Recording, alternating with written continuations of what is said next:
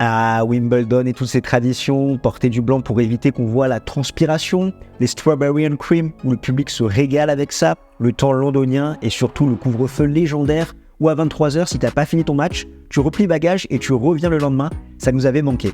Et la bonne nouvelle, c'est que le Grand Chelem britannique démarre ce lundi 1er juillet. On connaît le tirage au sort, je vais te faire part de mes pronostics exotiques, voire foireux, je te laisserai juger tout ça. Novak Djokovic est bel et bien dans le tableau. Le Serbe qui se fait opérer du genou le 6 juin est déjà de retour à la compétition. On l'a vu s'entraîner activement à Londres avec pas mal de sets d'entraînement. Et on pourra également compter sur Yannick Sinner qui s'est imposé à l'E contre Hubert Hurkacz, l'Italien qui monte vraiment en puissance, qui fait une saison incroyable. Et surtout Carlos Alcaraz, le tenant du titre, qui n'aura pas le temps de décompresser son sacre à Roland-Garros. Direct, remet 2000 points en jeu à Wimbledon. En 2023, on avait une belle édition avec cette superbe finale entre Carlos Alcaraz et Novak Djokovic. Que nous réserve cette année 2024 à Wimbledon? On va voir ça, c'est parti, jingle. Je ne vais pas faire durer le suspense plus longtemps, je vais tout de suite parler de mes pronostics des quarts de finale. Sinner, Dimitrov, Alcaraz, Paul, Rublev, Fritz et Rune de Minor. Oui, tu as bien entendu, en bas je vois Rune contre de Minor, c'est-à-dire que je vois Novak Djokovic perdre avant les quarts de finale à Wimbledon. Je suis sûr que tu me dis, putain mais qu'est-ce qu'il a fumé con là, la moquette de Wimbledon, elle est bonne, il doit en avoir une sacrée dose là. Mais je vais t'expliquer tout ça, c'est pas évident pour moi franchement de pronostiquer cette partie basse où il peut y avoir pas mal de surprises et surtout des incertitudes quant au niveau de Novak Djokovic par rapport à son état physique. Et si je déroule le fil, je vois une demi-finale Sinner contre Alcaraz et une autre demi-finale Rublev contre de Minor avec une finale Sinner-Rublev et Sinner qui décroche son deuxième sacre en Grand Chelem, cette fois-ci à Wimbledon après l'Open d'Australie. Et honnêtement, je sais pas ce qui est le plus fou dans mes pronostics, c'est voir Djokovic perdre avant les quarts de finale ou au contraire voir Rublev en finale. Tu me le diras, mais je vais t'expliquer tout ça et il y a une raison qui se cache quand même derrière tous ces pronostics que j'ai fait, même si comme je te l'avais dit en préambule, c'est un peu exotique et surtout très foireux. On attaque tout de suite avec le premier quart de tableau, celui de Yannick Sinner, où il retrouve avec lui en tête de série Griekspoor, Jarry, Shelton, Dimitrov, Manarino, Cheng et Medvedev. Les coupeurs des têtes, il y en a plusieurs dans cette partie de tableau-là, à commencer par Matteo Berrettini, 44 victoires, 11 défaites sur gazon, mais depuis 2021, c'est 28 victoires pour 5 défaites, des défaites contre Djokovic, Sonego, Alcaraz, Draper et Giron. Un autre coupeur de tête, c'est Shapovalov, qui certes est un petit peu tombé dans l'oubli, le Canadien comme son compère Auger-Aliassime, mais quand même c'est une demi-finale ici même en 2021. Un autre joueur un petit peu plus exotique qui est sorti des qualifications, Cristian Garin, 11 victoires, 6 défaites depuis 2021 sur gazon, avec un 8e et un quart de finale à Wimbledon où il s'était incliné contre Nick Kyrgios en 2022. Il est passé par les qualifications, donc lui il a déjà ses sensations, ses repères sur gazon. Et le dernier coupeur de tête dans cette partie, c'est bien évidemment Jan Struff, 9 victoires, 3 défaites sur gazon en 2 ans, des défaites contre Tiafoe, Bublik et Sinner. Je vais tout de suite commencer par parler de Yannick Sinner qui m'impressionne dans cette saison 2024. Un pourcentage de victoire supérieur à 90%, seulement 3 petites défaites, 2 contre Alcaraz et une contre Tsitsipas à Monte-Carlo qui est un petit peu douteuse au vu de cette deuxième qui aurait dû être double faute et donc double break à Monte-Carlo pour Yannick Sinner contre le grec. Mais bon, passons. Franchement, Sinner, c'est impressionnant par rapport à tous ces ajustements qu'il réalise depuis quelques mois. Il a progressé au service, il change beaucoup plus de direction, côté coup droit, côté revers, c'est ultra stable. Franchement, ça fait très très mal. Et encore une fois, à l'E, il s'est imposé avec un parcours pas évident, avec une finale contre Hubert Hurkacz qu'il a maîtrisé en 2 tie-breaks. Pourquoi l'Italien il brille sur le gazon? Parce qu'il a une prise compacte des deux côtés, que ce soit côté coup droit, côté revers, et qu'il a cette agression permanente où il prend la balle très tôt et vraiment il asphyxie ses adversaires au service. Avec ses progrès, ça va beaucoup mieux. Par contre, quand il est un peu mal embarqué, c'est compliqué pour lui parce qu'il manque de variation, du slice, des montées au filet, où là, il pourrait un peu temporiser. Mais bon, l'Italien, franchement, il arrive comme favori, je trouve, à Wimbledon, où il a passé étape par étape. Quart de finale en 2022, où il mène 2-7 à 1 contre Novak Djokovic. Demi-finale en 2023, là encore contre Novak Djokovic, où il s'incline en 3-7. Et la suite logique, quart, demi, ça serait finale, normalement, pour l'Italien. C'est ce qu'on va voir. Il a un parcours pas évident, encore un parcours du combattant, tout l'inverse de son parcours en 2023 où franchement il avait joué personne et en demi-finale il manquait peut-être un petit peu de repères. On se rappelle de son quart contre Safiuline où il lâche une manche Là, c'est extrêmement compliqué, étant donné qu'au niveau de son parcours, il joue d'entrée Hanfmann, ensuite Berrettini ou Fucsovic, des slicers quand même en face, sachant que ça va être un beau match, un beau premier tour entre le Hongrois et l'Italien. Grigspor au troisième tour, Shelton ou Shapovalov en huitième, et Dimitrov ou Medvedev en quart de finale. Donc là encore, une première semaine avec des gros serveurs, où là, Jannik Sinner, il va devoir faire parler ses qualités à la relance, parce qu'en plus de très bien servir, Jannik Sinner, il arrive bien à museler la première de ses adversaires et surtout se montrer menaçant sur la seconde. Et son adversaire théorique d'écart, c'est Danil Medvedev, qui était demi-finaliste en 2023, où il s'était incliné contre Carlos Alcaraz. Et c'est dur pour le Russe, même si c'est un jeu qui pourrait briller sur cette surface, avec des frappes très tendues, ou là un jeu très à plat, et sur une surface où il y a un rebond plus bas, forcément, ça pourrait avantager Medvedev. Mais par contre, il a un déficit de puissance. Ce qui fait que là, il ne peut pas forcément avoir la même couverture défensive contre des joueurs qui vont percer un petit peu cette muraille, comme ça a été le cas de Cheng à Halle, un joueur agressif qui arrive à mettre en danger Danil Medvedev, étant donné qu'il n'est pas à l'initiative. Et à noter également qu'à la relance, avec sa position lointaine, c'est compliqué pour lui, il ouvre des angles, ce qui fait que derrière, si on monte au filet, c'est pas évident pour le Russe. Et son service, parlons-en, qui a drastiquement baissé quand même, je trouve, en 2023, en 2024, notamment avec cette hernie qu'il a eue et cette opération. Depuis, on peine à retrouver une bonne qualité de première et beaucoup de doubles fautes sur ses secondes balles. Son parcours des joueurs variés, ça commence par Kovacevic, ensuite Muller ou Gaston, donc des Français qui vont pouvoir un petit peu varier, peut-être rendre fou le Russe. Ensuite, du Struff ou Cheng, là des joueurs très puissants qui peuvent justement profiter un petit peu de la position lointaine, du manque d'initiative du Russe. Et en huitième, Dimitrov. Donc voilà, on a des joueurs agressifs, des joueurs un petit peu polyvalents, d'autres qui vont offrir un petit peu plus de variation. Et Dimitrov, forcément, il a un bon coup à jouer. Parlons-en, demi-finaliste ici même en 2014. Mais il y a un gros mais sur ses 13 participations. Il n'a passé que 3 fois la première semaine. C'est quand même assez fou quand on voit le jeu du Bulgare. On se dit, il a tout pour briller sur gazon. Et pourtant, c'est pas si évident que ça dans le Grand Chelem britannique. Et il devra se méfier d'un Christian Garin au second tour. Donc là, on a vraiment une partie de tableau avec beaucoup de pièges, des favoris qui vont être menacés. Mais c'est pas plus mal pour arriver en seconde semaine avec un peu plus de confiance et de repères. L'inverse du prochain quart de tableau, celui de Carlos Alcaraz, où franchement il s'en tire merveilleusement bien. En tête de série, il retrouve avec lui Tiafoe, Baez, Humbert, Paul, Bublik, Navone et Casper Ruud. Le coupeur de tête, c'est Jordan Thompson, l'Australien qui certes n'est pas très grand, mais sert plutôt bien par rapport à sa taille et surtout un excellent slice. Il a vraiment cette science du jeu. Sur gazon, le quart théorique, c'est Alcaraz contre Ruud, et le quart que je vais pronostiquer, comme je te l'ai dit en introduction, c'est Alcaraz contre Tommy Paul. C'est vrai qu'à l'entame de ce Wimbledon, sans voir le tirage au sort, je me disais Alcaraz, ça risque d'être compliqué. Il a gagné Roland Garros, certes, sans être à 100% de ses capacités, mais on sait que par rapport à ses 2 sacres précédents, donc à l'US Open et à Wimbledon, il y a une phase de décompression derrière. On a eu du mal à retrouver l'Espagnol assez rapidement à un bon niveau, même si elle se trompe-l'œil avec cette finale à Cincinnati contre Novak Djokovic. Donc je me disais, sur une surface comme le gazon, où il peut être exposé face à des profils très agressifs, et il peut perdre un petit peu ses repères, ça peut être compliqué pour l'Espagnol. Et quand on regarde le tirage, on se dit, l'Espagnol, il s'en tire quand même bien. Parce que sur gazon, c'est 17 victoires, 3 défaites, des défaites contre Medvedev, Sinner et Draper. Donc il y a eu cette défaite contre le Britannique il y a quelques jours au Queens, qui n'a rien d'inquiétante, je trouve. Je rappelle quand même qu'il y a un an, il était à 2 doigts de perdre contre Rinderknecht d'entrée au Queens. Et derrière, c'est la suite. Il a au Queens et au Wimbledon. Et là, en plus, il a un super parcours. Parce que c'est Lachal, le qualifié estonien d'entrée, qui a découvert le gazon cette saison. 5 victoires, 2 défaites. Ensuite, du Vukic ou Hoffner. Donc là, ça peut être un match intéressant où il peut perdre, pourquoi pas un set. On sait que c'est 2 joueurs qui sont à l'aise sur le gazon. Tiafoe ou Arnaldi au 3e tour. Ensuite, du Humbert ou Thompson. Et derrière, Ruud ou Paul en quart de finale. Avec un Humbert qu'on aimerait voir briller, notre Français, sur cette surface. Mais pour le moment, c'est catastrophique. Depuis ses bonnes performances à Monte-Carlo, c'est 8 défaites sur ses 11 derniers matchs. Et il a déjà fait un 8e, ici même à Wimbledon en 2019, avec ses frappes tendues, son jeu de gaucher. Mais c'est pas facile. Il est un petit peu en perdition en ce moment, un petit peu comme Adrian Manarino d'ailleurs. Donc à voir s'il arrive à retrouver un second souffle à Wimbledon. Et son adversaire d'écart, c'est Casper Ruud, 4 victoires, 7 défaites sur le gazon. Et pour moi, je pense que le Norvégien, il n'a qu'une seule hâte, c'est d'aller s'éclater sur les 250 sur terre battue. Honnêtement, ça ne lui a jamais réussi. Wimbledon, sa préparation à chaque fois est toujours écourtée. C'est très compliqué pour lui. Et au niveau de son parcours, il faudra qu'il fasse attention parce que d'entrée, il joue Alex Bolt, le gaucher australien, qui a 18 victoires, 2 défaites sur gazon cette saison. Il a fait pas mal de challengers et de tournois ITF. Donc d'entrée, Casper Ruud, s'il n'est pas dedans, on se rappelle de sa défaite il y a un an contre Liam Broady, ça peut être compliqué.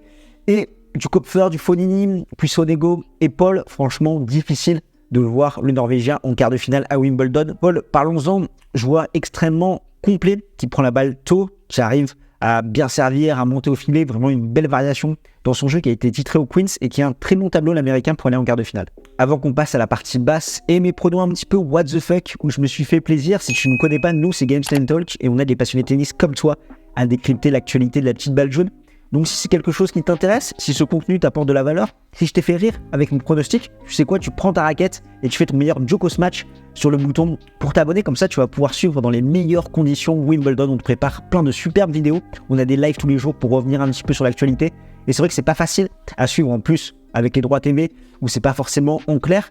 En suivant notre chaîne, tu vas avoir toutes les infos qu'il te faut pour suivre au mieux cette quinzaine britannique. Et un mot également, parce que Games & Talk, c'est une équipe et on a Joris qui a pu réaliser son alternance de Master-Am au sein de notre média. Et tu as pu voir vraiment le contenu des vidéos qui a progressé avec vraiment des sujets profonds. On a vu que tu as aimé la vidéo sur Rafa, sur Federer, sur Murray et plein d'autres sujets. On t'en prépare plein d'avance. Mais pour que Joris puisse écrire un autre chapitre de son aventure au sein de notre média sur sa seconde année d'alternance en Master 2, on a besoin de toi. La première année, on avait le droit aux aides de l'État, ce qui n'est pas le cas dans la seconde année. C'est pourquoi on a ouvert une cagnotte avec un financement participatif sur Tipeee, justement pour que tu puisses nous aider. Et c'est un coup de droit gagnant-gagnant parce que en fonction de la formule que tu choisis, donc soit celle à 2 €, soit celle à 5 € par mois, tu as droit à 2 vidéos exclusives rien que pour toi, faites pour toi chaque mois. Je te mets tous les liens en description et en commentaire et un grand merci à toi si tu venais à nous aider.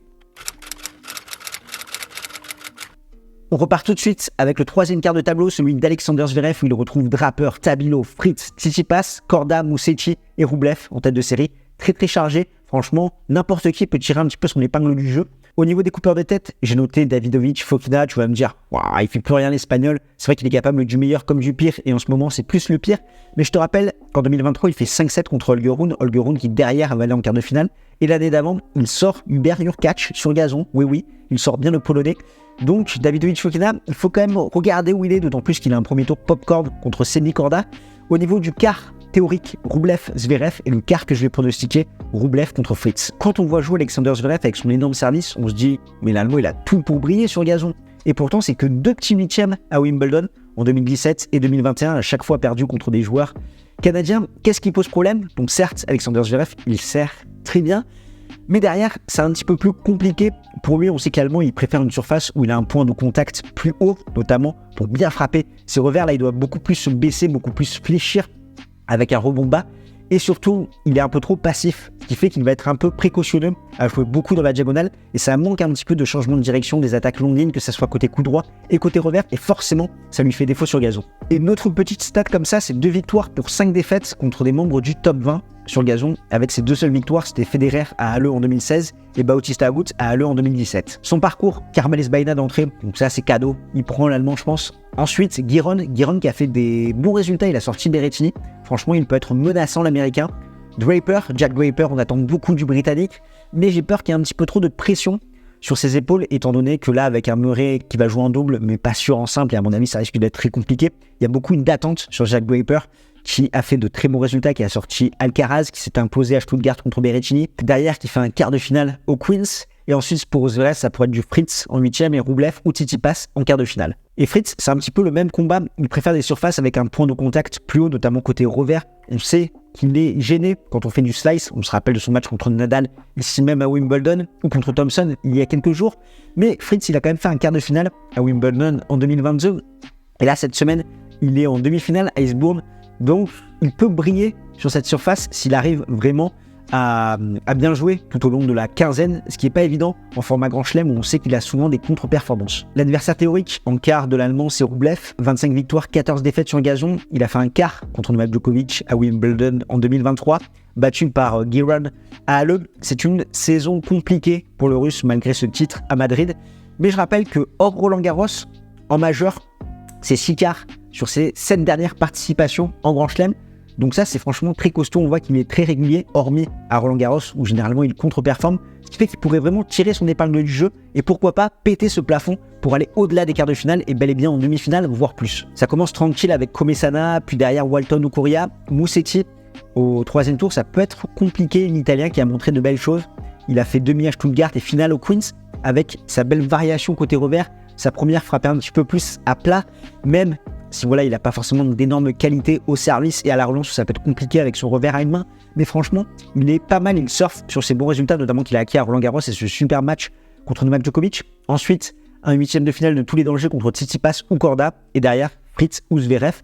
Donc franchement, il y a quand même des matchs qui peuvent être assez intéressants dans cette partie de tableau, avec un mot quand même sur Korda qui est très agréable à regarder jouer sur gazon, qui a tout pour briller. On se rappelle qu'il a fait une finale à Waldjic et une demi au Queens, un huitième mémorable en 2025 contre Karen Khachanov, où il y a eu multitude de breaks dans le cinquième set, à voir s'il arrive à péter ce plafond en majeur, parce qu'il n'a passé que 3 fois la première semaine d'un Grand Chelem, et la dernière en date, c'était à l'Open d'Australie en 2023. Et là, il devra se tirer du traquenard Davidovich Fokina d'entrée. Donc là, on a une partie de tableau où tout le monde peut aller en quart de finale. Franchement, c'est compliqué. Je fais confiance à Rublev. C'est pas évident par rapport à sa forme du moment, mais je me dis pourquoi pas un petit regain. C'était sorti de nulle part également à Madrid, et là, pourquoi pas à Wimbledon. Le dernier quart, celui de Novak Djokovic, où là aussi je t'ai réservé la surprise du chef. En tête de série, il retrouve avec lui Hurkacz, Cherundolo, Auger-Aliassime, Alex de Minaur, Rune, Khachanov et Etcheverry. Les coupeurs de tête, j'ai mis Arthur Fils, quart de finaliste à Halle, Eubanks, quart de finaliste en 2023 à Wimbledon, et Djoub, parce qu'il est en demi actuellement à Majorque, et surtout il a fait 5-7 en 2022 contre Nick Kyrgios, donc un joueur qui peut être compliqué à manœuvrer. Le quart théorique, c'est Hurkacz contre Djokovic, et là je me suis permis une folie, Rune contre de Minaur. Pourquoi cette folie ? Déjà, parlons de Novak Djokovic, qui est le maître incontesté sur le gazon. On va pas se le cacher, c'est extrêmement solide. 118 victoires, 19 défaites, 7 titres, donc un de moins que Roger Federer. Il y a toujours ce petit face-à-face à distance entre les deux. Mais dans cette partie de tableau, et dans ce tableau, Novak Djokovic, il maîtrise parfaitement Wimbledon, il maîtrise parfaitement la surface. Je te rappelle quand même qu'il fait des titres en 2018, 2019, 2021 et 2022. Il perd seulement en finale en 2023 contre Carlos Alcaraz. Mais il y a eu cette légère opération du genou, du ménisque, après Roland-Garros, où ça a été compliqué, déjà un premier semestre pas évident pour Novak Djokovic, qui n'a pas remporté le moindre titre, qui n'a pas remporté un seul match contre un membre du top 10, et là il y a cette opération. Donc on l'a vu vraiment récupérer assez vite, où il a posté pas mal de vidéos, donc ça c'est très positif pour lui. Je ne connais pas du tout la nature de l'opération, peut-être que c'est mineur, mais pour moi c'est quand même un pari très risqué, voire trop risqué. Il nous rabâche depuis plusieurs mois que son objectif c'est les Jeux Olympiques, à Paris où ça va pas être évident dans des conditions beaucoup plus chaudes sur terre battue, donc peut-être qu'il a changé de veste et qu'il se dit bon finalement je vais peut-être assurer Wimbledon où j'ai quand même une marge sur mes adversaires, mais il y a cette histoire de genou. Wimbledon, tu l'as vu, il y a quand même pas mal de glissades dessus ou des joueurs qui se cassent un peu la gueule. Est-ce que c'est vraiment sécure pour le genou ? Est-ce que sur une mauvaise reprise d'appui ça peut être compliqué pour Djokovic ? Il s'est entraîné cette semaine, il a été plutôt compétitif, de ce qu'on peut voir les journalistes. Il a même joué contre Yannick Sinner où il perd le set d'entraînement 6-3, il avait le break dans le deuxième 2-1, mais j'ai un gros point d'interrogation sur la forme de Novak Djokovic par rapport à son état physique. Comment est-ce qu'il voit Wimbledon ? Est-ce qu'il se dit ok, les JO c'est trop compliqué, mieux vaut que j'assure Wimbledon ? Est-ce qu'il se voit Wimbledon plutôt comme une rampe de préparation pour les Jeux Olympiques, en se disant bon, il fallait que je retrouve un peu le goût du rythme de la compétition, je vais aller à Wimbledon et derrière je vais bien enchaîner aux Jeux Olympiques. Mais il y a ce changement de surface, cette transition qui va être pas évidente, et c'est pourquoi, avec tous ces doutes que j'ai envers le Serbe, qui a une première semaine quand même assez tranquille, je me dis, est-ce qu'il peut vraiment aller loin dans ce tournoi ? Est-ce qu'il va pas faire que quelques matchs, et après, physiquement, il va se faire rappeler à l'ordre un petit peu, j'ai envie de te dire.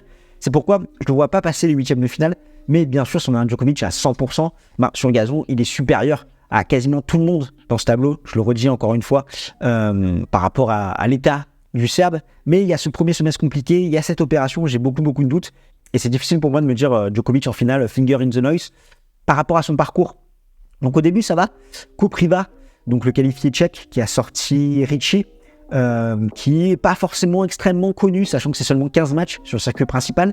Il avait pris un set à Korda à l'Open d'Australie, et il a fait une demi à Stade en 2021. Ensuite, c'est Fernet, derrière Popyrin ou Etcheverry. Donc là, une première semaine où il peut se mettre en jambes. C'est à partir des huitièmes où pour moi ça devient compliqué, Rune ou Khachanov. Donc on sait que Holger Rune, il peut avoir ce jeu qui pose problème à Novak Djokovic. Hurkacz ou de Minaur en quart de finale. Alors oui, tu vas me dire, Cons, c'est bien beau, tu as des doutes sur Novak Djokovic, mais pourquoi tu me mets Holger Rune qui a encore plus de doutes par rapport à sa saison 2024 ? C'est vrai, Holger Rune, c'est compliqué cette saison, ça manque de construction comme toujours chez le Danois, mais il a eu ce quart de finale à Wimbledon en 2023 et c'est un joueur qui est capable sur un match de se transcender. Je dis pas qu'il va aller au bout en sortant de Djokovic, mais sur un match, s'il arrive jusqu'à Novak Djokovic, c'est clairement un joueur qui peut lui poser des problèmes par rapport à sa qualité de service, par rapport à sa puissance, le fait qu'il fasse des variations, des amortis, ça peut être compliqué, je pense, pour le Serbe. Donc Holger Rune, il a ce troisième tour contre Khachanov qui n'est pas forcément évident. On sait qu'il n'a pas eu une très bonne préparation, il perd contre Jordan Thompson, alors que l'an dernier, il avait fait une demi au Queens. Mais c'est pourquoi j'ai envie d'aller sur Holger Rune, qui est le match au piège, qui est franchement le pire huitième de finale. Je pense qu'une tête de série 1-4 pouvait tirer dans ce tableau. Et derrière, bon, si c'est pas Holger Rune, il y a quand même Hurkacz ou de Minaur. Donc Hurkacz, qui est forcément très solide sur le gazon, 26 victoires, 15 défaites en finale à Halle. Il a une grosse qualité de service, très solide côté revers, avec son revers frappé à plat très tendu. Côté coup droit, bon, c'est sa petite faille, mais il monte au filet. On se rappelle que Djokovic avait toutes les peines du monde à le breaker à Wimbledon en 2023. Il a fait une demi ici même en 2025 contre Matteo Berrettini. Mais on sait que Hurkacz en Grand Chelem, voilà, on l'attend souvent, mais il déçoit énormément. C'est pourquoi je vais plus aller sur un Alex de Minaur en quart de finale. Alex de Minaur qui a été titré à Bois-le-Duc, qui a été sorti d'entrée au Queens. Il fait un 8e en 2022 qui a passé un cap cette saison qui est beaucoup plus régulier. On l'a vu encore en quart de finale à Roland-Garros où il s'incline certes en 3-7 contre Alexander Zverev. Je me dis pourquoi pas, s'il arrive à retourner les services de Hurkacz avec son jeu, sa capacité physique. C'est pourquoi je suis allé sur un Alex de Minaur, Holger Rune en quart de finale, mais encore une fois c'est un pronostic qui peut s'avérer foireux. Je mets un gros point d'interrogation sur la forme de Novak Djokovic et c'est pourquoi j'ai pris ce risque. En tout cas, je vois vraiment Sinner et Alcaraz au-dessus du lot. Sinner par rapport à sa forme du moment, même s'il a un tableau horrible, et Alcaraz plus par rapport à son tableau et le fait qu'il a quand même gagné Roland Garros à 70-80%. Donc forcément Djokovic il va rentrer dans l'équation. Pour le moment j'ai beaucoup de doutes par rapport à son état physique. Qu'est-ce que ça va donner en match officiel? Changement de surface, une surface où il peut glisser, tomber, le genou peut se dérober. Mais je rappelle quand même qu'il n'a pas un premier semestre exceptionnel, où il aura très peu de confiance par rapport à ses matchs précédents, même s'il a retrouvé un petit peu ce feu sacré à Roland Garros. Mais c'est pourquoi je prends ce risque. On en reparle dans 2 semaines. À tout moment, il peut aller nous chercher ce 25e titre en majeur. On le connaît. C'est Novak Djokovic. En tout cas, si tu veux patienter jusqu'au début du tournoi, il y a un autre joueur qui est incertain. C'est Andy Murray. Il va s'aligner avec son frère en double. Mais en simple, à voir ce que ça va donner suite à l'opération qu'il a eue il y a quelques jours. Mais si tu veux tout savoir de la carrière d'Andy Murray, on a fait une super vidéo. Je t'invite à aller la voir et on se retrouve de l'autre côté de l'écran.